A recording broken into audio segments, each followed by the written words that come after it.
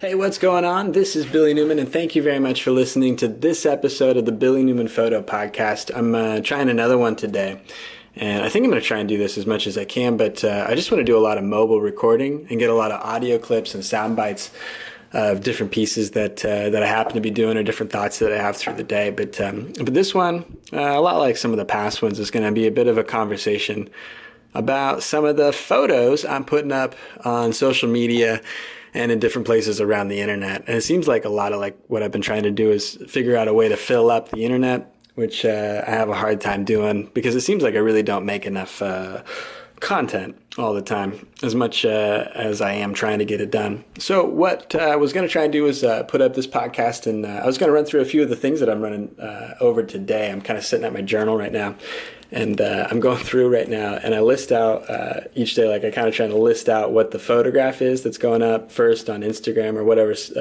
set to go up on Facebook or Twitter or whatever it is. But I'm trying to pay more attention to the sets of photographs that are going up in the day and like some of the links that are going out. And over the last couple of weeks, it seems like I've been putting up a good bit. Back in June, I was putting out a ton of videos too, and I want to talk about those in this podcast too. So I'll try and add those and some of the breakdown from that into the podcast content as I keep trying to do these. But I'm thinking I'm going to try and I'm going to try and podcast about every day. I'm going to try and put some kind of audio content piece together. And if I'm smart enough or good enough, or if I get focused enough, I'll try and actually make this sound good and put some post-production stuff into it too. But in a sense, it's probably going to be a little bit more postmodern. That's a word I'm using to just make it seem okay that it sounds sucky. I don't know if that's the case though, but postmodern is a little bit what I was thinking about, in that the sense of the old school stuff was all radio-based, radio-driven, where you do a radio show on the internet. And that's a little bit of a facade, or there's a little bit more of a structure, how you set it up, that it comes in and sort of sounds big and sounds real. And in a sense, I like that, and I want to get into that. And I'm definitely going to be producing those more when I'm in the studio. But I want to make sure that there's not really any gaps in some of the podcast feeds that are out there. And so I want to try and put up stuff, and I have ideas all the time, and I end up talking all the time. So I figure that I should try and kind of put those up in a more postmodern way, where it's not really as structured in a way that the ideas and stuff go up, or that the podcasts go out. I don't know. It probably sounds like every millennial yuppie with a vlog right now.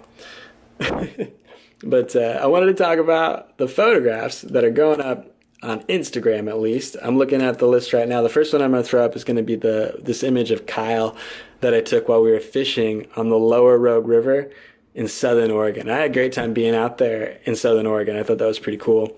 But we went out, that was at the end of May, so both of these photos are a little bit older. But we went out at the end of May, and that's where a lot of these images of this rafting trip have been coming from, that have been kind of spilling out over the last week or two. But when we were out, we had the fishing poles with us, and I remember Kyle and Nathan and Robert both all throwing in their lines a lot of the time. And it was funny, I think Nathan caught a squawfish, which I'd not really been familiar with before, a little bit familiar, but I'd kind of known more recently that they're an invasive species. I think when I was a kid, I was taught that they were like a pond minnow. I remember going to this pond with my dad, and we would go fishing. We'd see them small in the pond there, and I swear that we'd caught him, and I swear that we probably kept him and ate him at the time.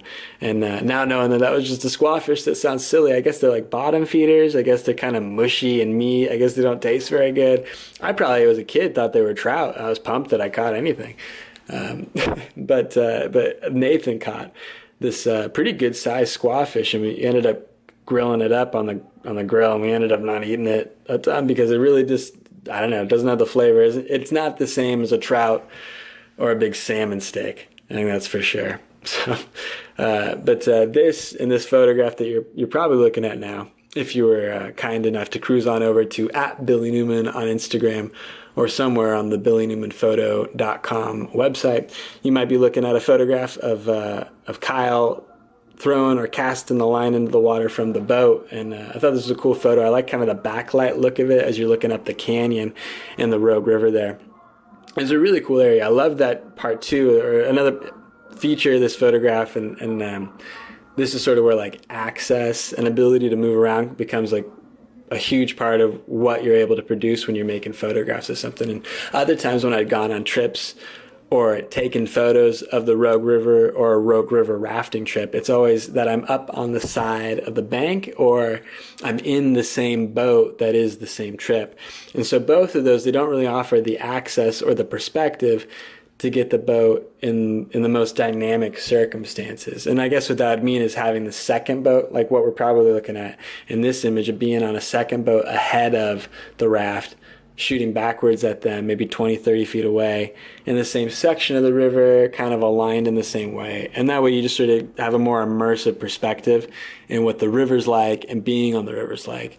And I thought that was kind of interesting, sort of noticing that a bit, where it's different when you're up on the shore, on the bank, kind of photographing into the river. It feels a little bit different all of a sudden. So just kind of interesting how those pieces are. And then when you're in the same boat, you kind of almost as a nuisance have to stop, get out of the boat, and then shoot back from the side and then hop back in the same boat.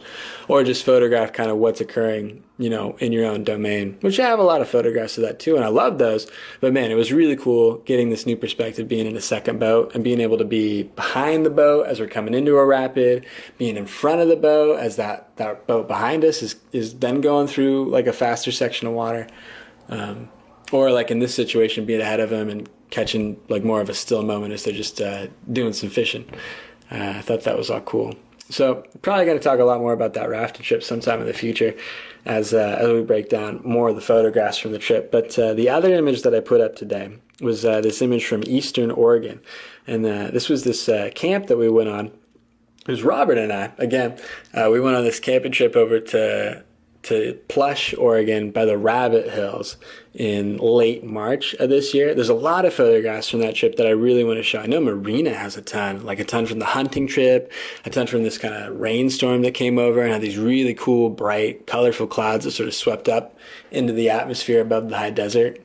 Really beautiful stuff in the evening time. In fact, I'd probably say, having now been out in Eastern Oregon a handful of times in different seasons, I'd probably say that fall is the best. It's really the best time to be there. If you're there before the season breaks and gets kind of bad in a way, it's really very beautiful.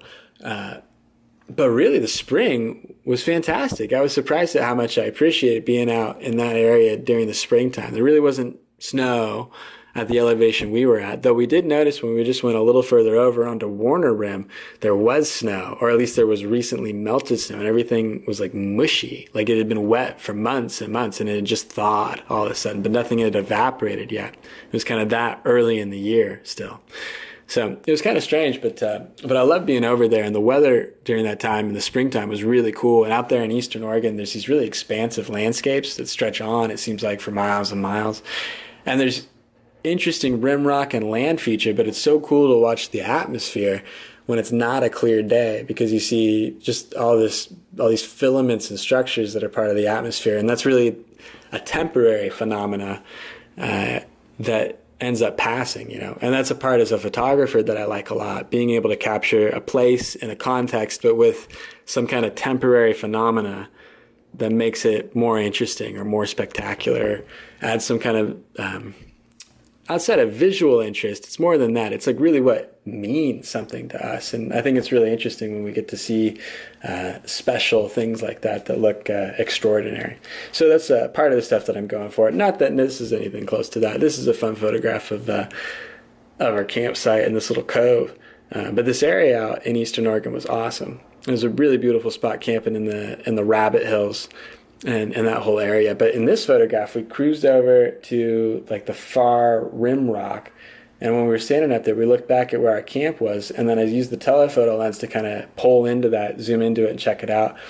And that campsite is like this washout from where the water would run down the mountainside. And then it would kind of pull this creek and it would wash out through that area and then wash out to, some other area. But I thought that was really interesting how they had it set up. So I don't know, I was kind of fascinated at like how that camp was set up. And the reason that we moved over there is because there was so much rain. Or there's a lot of rain, but there's a ton of wind, and the wind was awful. We were totally exposed to that. So we had to wait a while. And then as like we'll since the wind wasn't going to die down, we had to move the camp over into this cove area, and we had to keep the cove kind of secured. It was like 10 or 12 feet higher than the rest of the land over there. So the direction that the wind was coming, we were able to kind of tuck our trucks back in there and tuck the camp back in there and like stay sheltered for a while. But it was a cool camp. It was fun being out there. So I think that's going to wrap up most of the stuff that I'm going to talk about today on this short recording. And thanks a lot for listening. Bye.